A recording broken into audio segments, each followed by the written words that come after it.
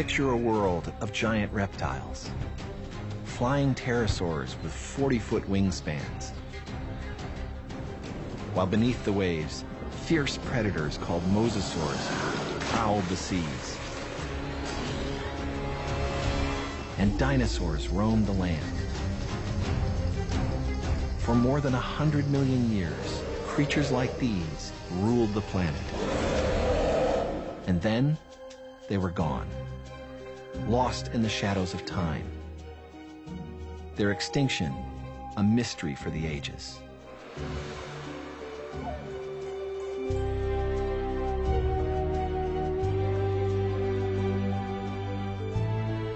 This is all we have left of those magnificent creatures.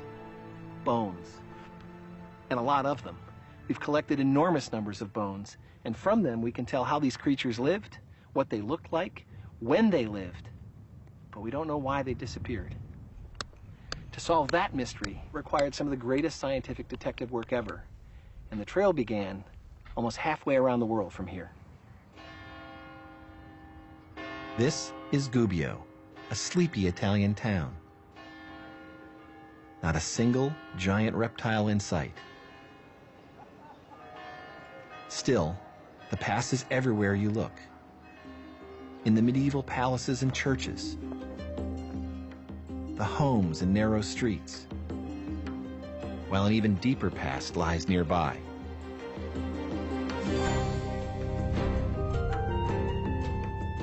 Just outside of Gubbio, Alessandro Montanari is looking for that distant past.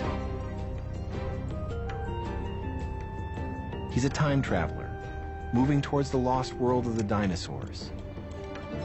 Its ancient history written in these limestone cliffs.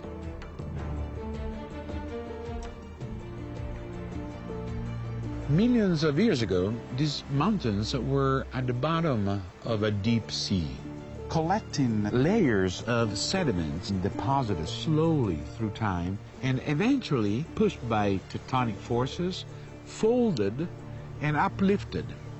So all of this rock and all of these layers were once at the bottom of the ocean. Exactly. And then all these other forces have brought this old rock up to you. Yes, that we can actually study layer by layer, like pages of a book, the history of the Earth.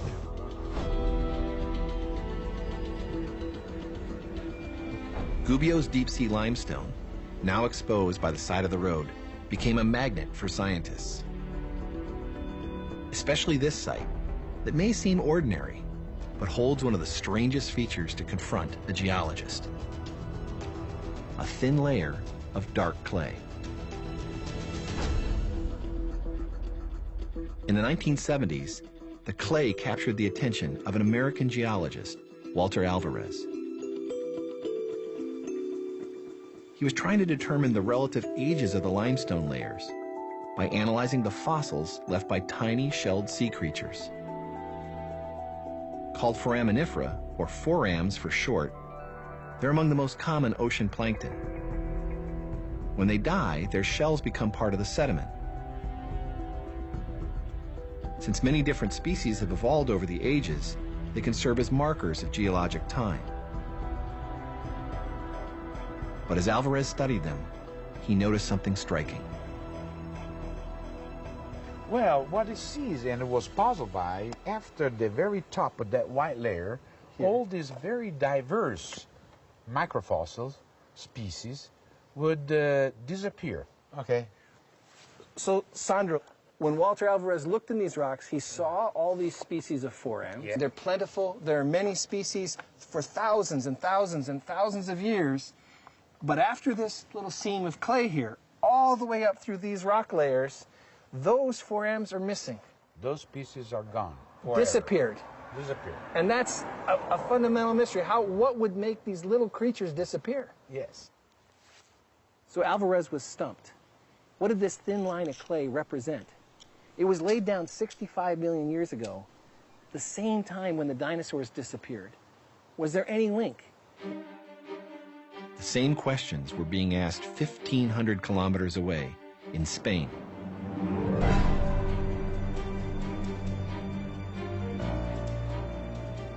On the Atlantic coast, outside the town of Zumaya, Dutch geologist Jan Smit was studying the forams from a different ancient sea.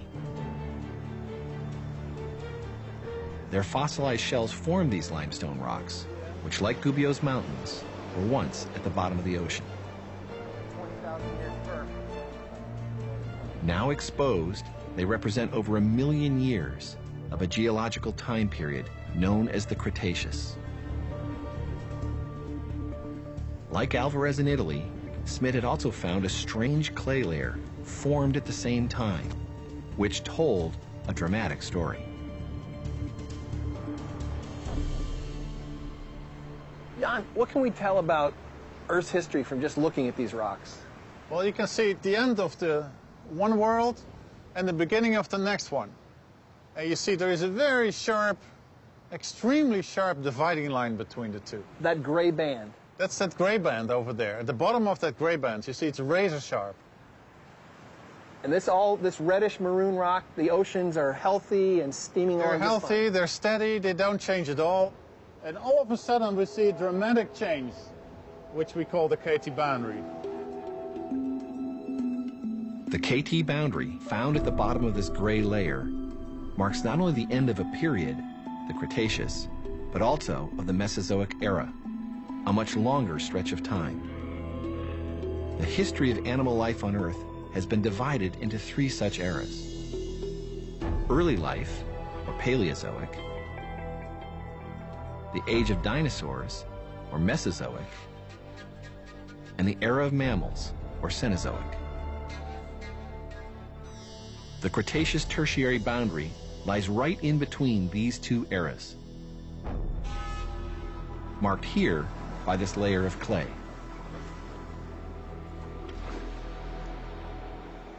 What drew you to this boundary, Jan? Well, Sean, we're looking here at the very topmost rocks of the Cretaceous. These rocks are literally packed with foraminifera.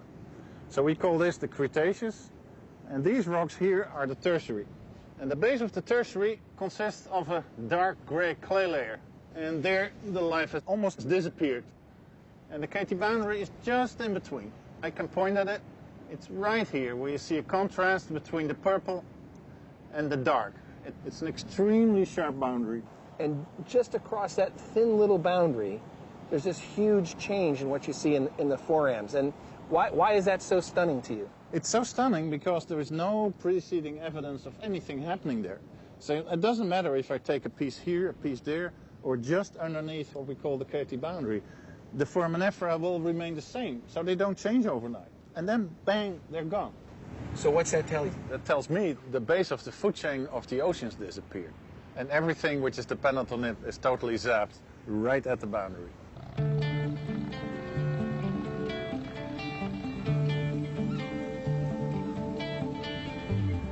In Amsterdam, the change at the boundary becomes clearer when Smit takes a closer look at the evidence.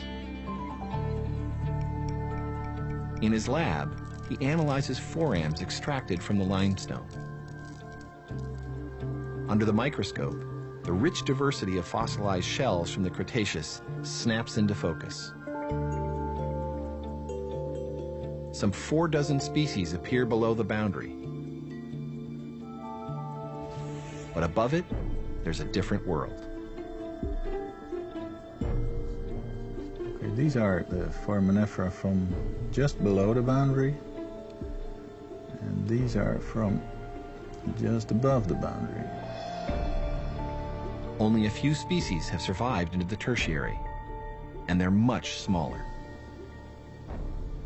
As soon as you see that extinction, and you realize at the same time that the dinosaurs are disappearing, you know you're looking at something very important. But you see it and nobody has witnessed it.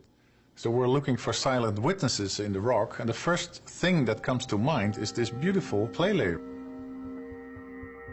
A layer varying in color and thickness and found around the world. Walter Alvarez also believed it was a silent witness to the end of an era.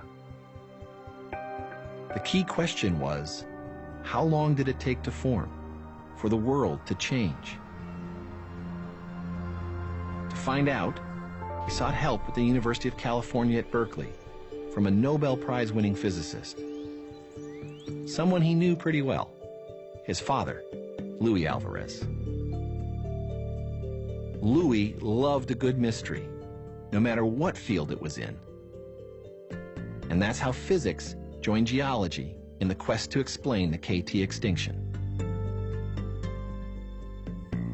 Alvarez looked at this layer, tried to figure out how you could determine the time scale. He brought in his knowledge of astrophysics, his knowledge of nuclear physics, and realized that there's an element that's relatively rare in the crust of the Earth that occurs in meteorites.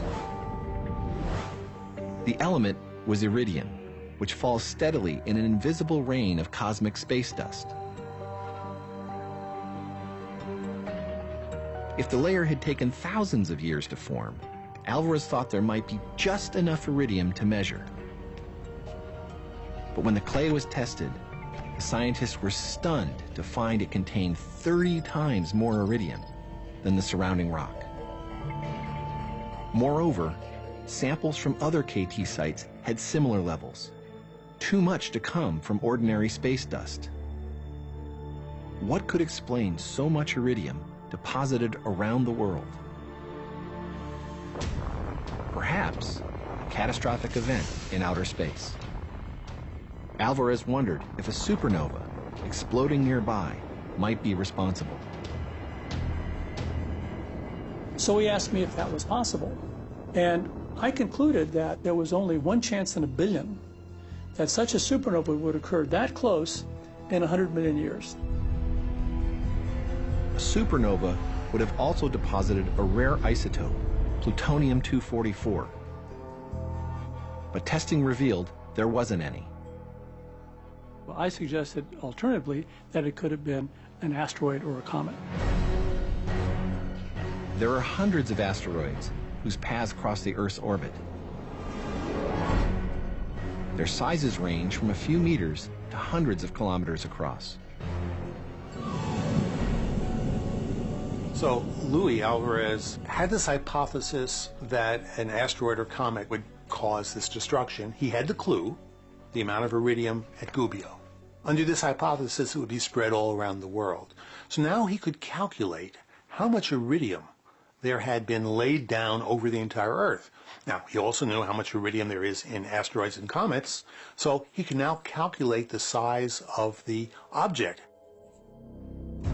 The answer was sobering. An asteroid 10 kilometers in diameter, as large as Mount Everest, and weighing hundreds of billions of tons. Still, how could something that size wreak havoc on a large planet?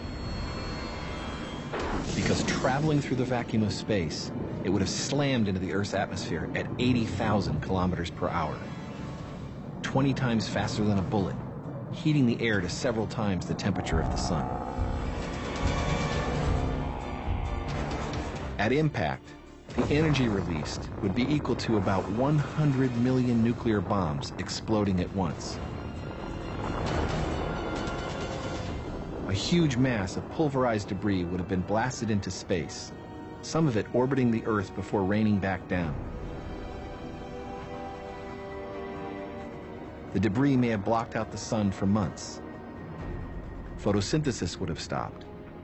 Plants, plant eaters, and then meat eaters would have died. This was the asteroid impact hypothesis for how the Mesozoic era ended. A big idea that was just too big for some. When the Alvarez hypothesis was first proposed, it was difficult for many scientists to accept, because for almost 2 centuries, geologists had crafted their worldview around a gradual picture of slow but steady change in the Earth without major catastrophes. Now they were hearing a proposal that something had come from outer space and rewritten the history of life in almost an instant. Louis Alvarez got very frustrated when the paleontologists didn't say, "Yes, sir, thank you for solving our problem." But many of the paleontologists just looked on him as someone who didn't know their field and was stepping into this just because it was such a big, important, famous problem. The controversy would continue for years. To convince the skeptics, more evidence was needed.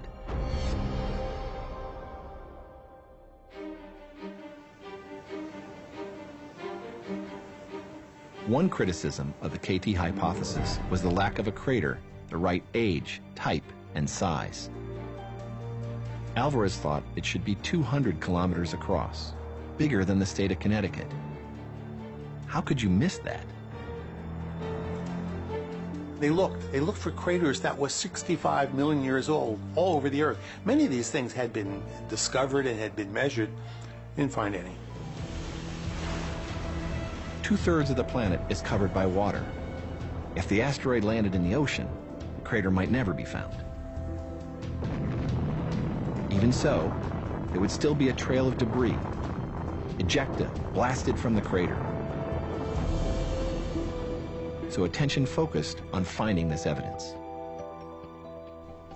Geologist Jan Smit discovered glass-like beads in KT boundaries called spherules, formed when vaporized rock cools and rains back down.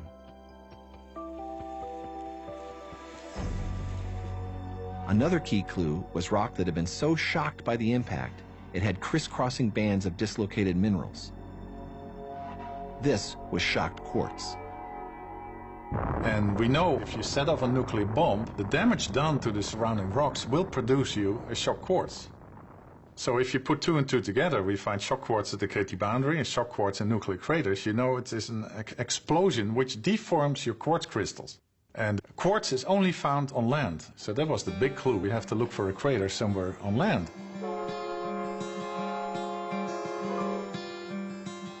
The search for fresh clues led here to Texas, along the Brazos River, some 300 kilometers from the Gulf of Mexico. 65 million years ago, this was the bottom of the sea instead of grazing land.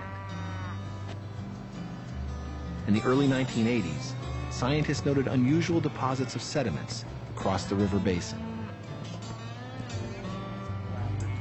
Intrigued, Alan Hildebrand, then a graduate student in geology, came to investigate. It's actually easy, there's fresh tracks. Along the banks of the river and its tributaries, he examined exposures of the KT boundary different from those seen elsewhere, and saw something on top of the Cretaceous mud and rock that had once accumulated on the sea floor.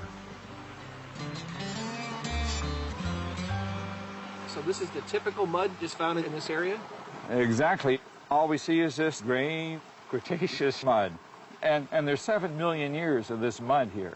So, I mean, we're talking boring. Right. You know, there was nothing going on. But So you see right here, the seafloor has been eroded right at this point. An untrained eye might see this sediment and never look twice at the protruding boulders. But Hildebrand saw evidence of a catastrophic event. So something happened here, it eroded the seafloor. And we start seeing these very coarse sediments. And this first unit is really quite extraordinary because if you trace round over here, you see, here's a boulder in it that's like 50 centimeters across. And you come over here, this is another one. It was weak, so it's weathered out, but it's even bigger. Here's another boulder, but notice this boulder is different stuff than these. So you had this really regular mud layer, and then all of a sudden this area that's just full of this whole mixture of boulders and from different places. It isn't just the rock that was here in the seafloor. Maybe some of it got pulled from deep water, maybe some got pulled from shallow. It all got jumbled together and dumped here. All right, so what could have happened here that would explain something so dramatic? Well, it had to be a hugely energetic wave in the ocean, a giant tsunami. If an asteroid 10 kilometers across landed in the sea or at the edge of a continent, it would displace incredible amounts of rock and water, causing tsunamis over 100 meters high. These giant waves would have crossed the sea with the speed of a jet, ripping up the seafloor, moving tons of sediment. As that debris came to rest in what today is the Brazos River Basin, it would have mixed with ejecta falling from the sky. Okay, so now we're here in Texas. Is this making you think that you're a little closer to the crater in Texas than you might be in Italy, for example? Exactly, because we can see the products of the impact mixed into this tsunami deposit. So we're getting warm. Hildebrand was hot on the trail of every new piece of evidence. Next stop, Haiti, where he investigated a report of volcanic rocks. As he suspected, they were actually ejecta, full of shocked minerals and spherules. They also contained melted rock called tektites, another telltale sign. More evidence that a strike had occurred somewhere around the Gulf of Mexico. But somewhere wasn't precise enough. Ironically, a key clue discovered by another geologist had long been overlooked. Years before, Glenn Penfield had hunted for oil on the Yucatan Peninsula in Mexico. From the air, Penfield saw nothing unusual. But his instruments measured differences in gravitational fields and revealed the features of a giant buried crater. It was Hildebrand who eventually followed up on Penfield's work. Rock samples from the area Penfield identified showed all the signs of a high-energy impact. And it was full of shock quartz, too. So this evidence finally convinced everybody that indeed there was a big crater buried on the Yucatan Peninsula. After years of speculation, the crater had finally been found. It was named the Chicxulub crater, after a village built over its center. The discovery of the Chicxulub crater was the ultimate evidence of the asteroid impact, and it tied together all of the clues that had been gathered over the previous decade. The shock quartz, the tektites, the spherules that had fallen across the Earth. Moreover, the crater was the same age as the KT boundary, and it was the size predicted by Luis Alvarez. We now knew for certain what happened on that horrible day.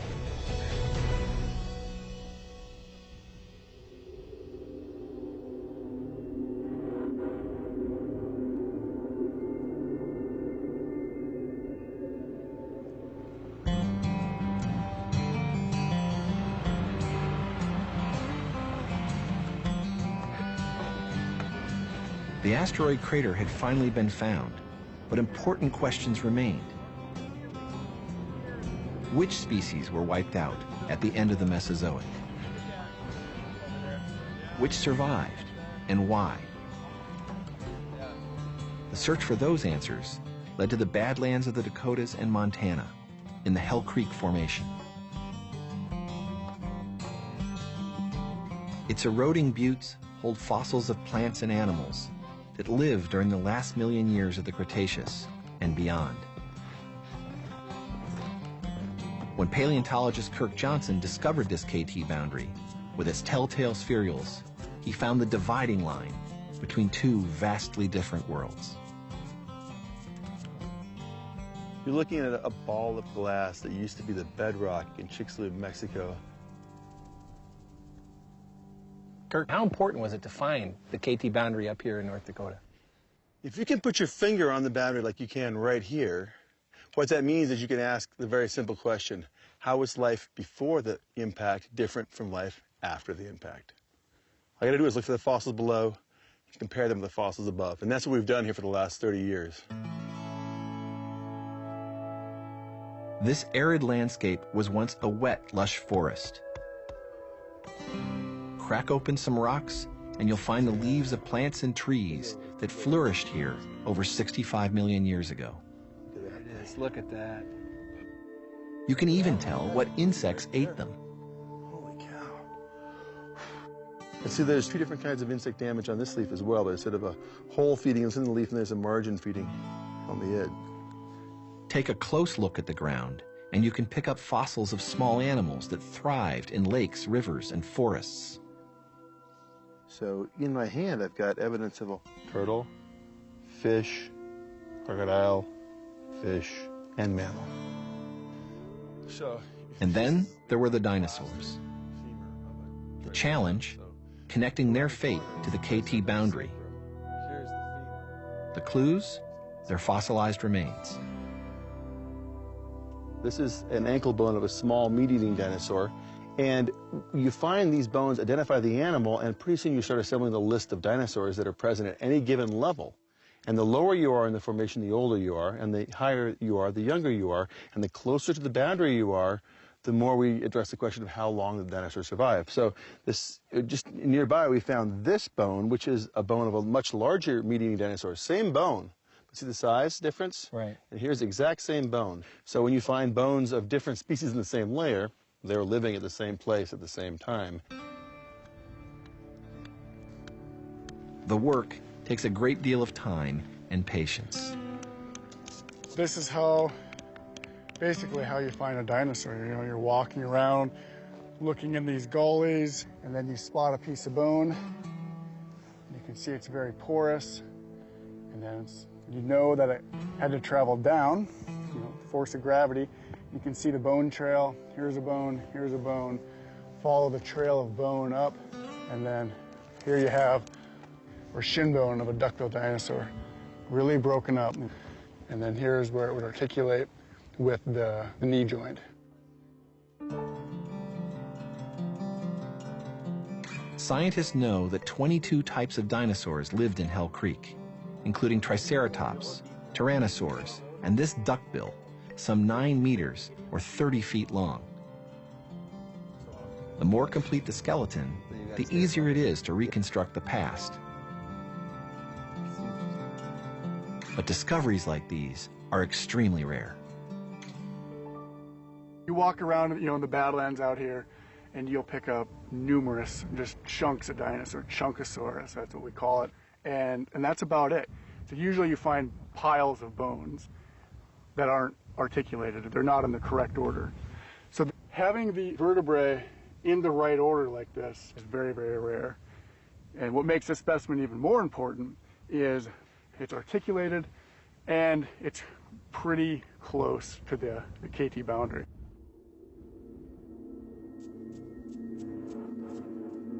We've now found several specimens that are very close to the boundary. And really what that's showing us is that even if dinosaurs are rare, if you look long enough, you'll find them when they were living on the planet. What we have not found yet is any dinosaur skeleton anywhere in the world above the KT boundary layer. Scientists now knew what lived here and their ultimate fate. Within 1,000 kilometers of the impact, death came quickly. If you turn your oven on broil, open the door, put your hand into the glow bar, that's what the dinosaurs felt very soon.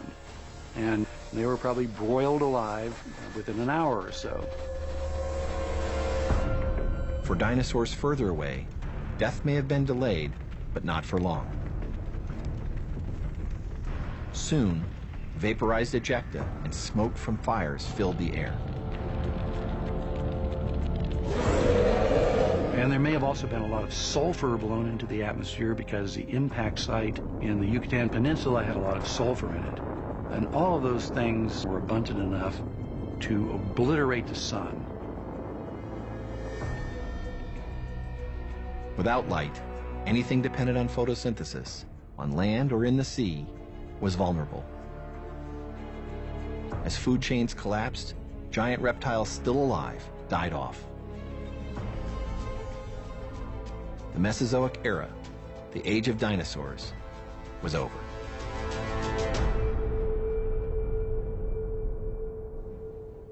And there were other radical changes.